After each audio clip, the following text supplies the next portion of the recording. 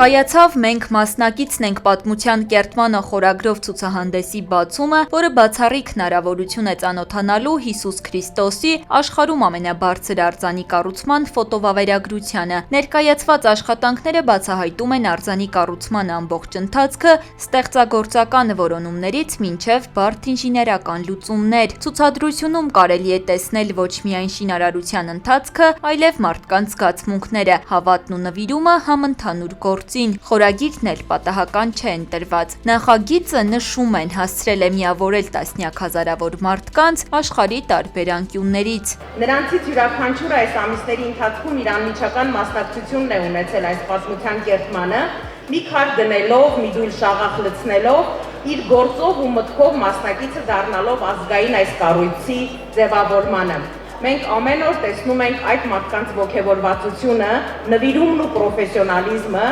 այն հավատը, որով նրանք իրականություն են դարձնում այս գաղափարը։ Գագիկ Ծառուկյանի մտահղացմամբ ու Ծառուկյան ընտանիքի միջոցներով կառուցվող արձանը լինելու է աշխարհում ամենաբարձրը, սակայն ասում են, դրա մեծությունը չափվելու է ոչ թե բարձրությամբ, այլ առաջին հերթին իմաստով, խաղաղության, ողորմածության, կարեկցանքի ու հույսի պատգամով։ 2500 մետրի վրա, պիսի հզոր, որ նայց մի հեկտարի վրա կառուցումը,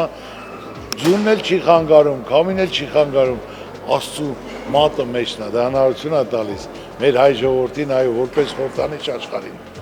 Ես շատ տպավորված եմ, հիացած եմ, որ այսպես ամբողջ, ասենք հիմա ձմեռը, բայց հազարավոր, 10,000-ավոր մարդիկ զանգերով ցանկություն են իրենք էլ մասնակից լինեն։ Իմ նպատակը, իմ ծրագիրը, ես զգացել եմ, որ դա ճիշտ բան է, որ ազգովի գալիս են կառուցելու, սարքելու մեր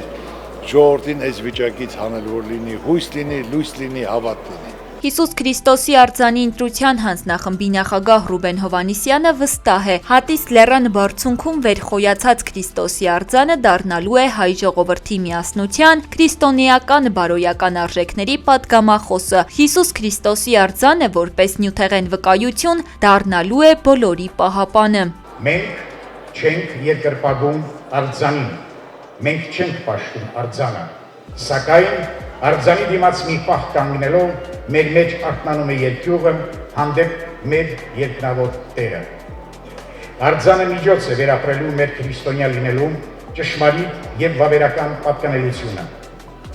Արձանի ներկայությամբ մեր մեջ պայծառանում է Տիրոջ ներկայությունը եւ մեզ պատգամում՝ մի երկնչիր, այլ հավատա։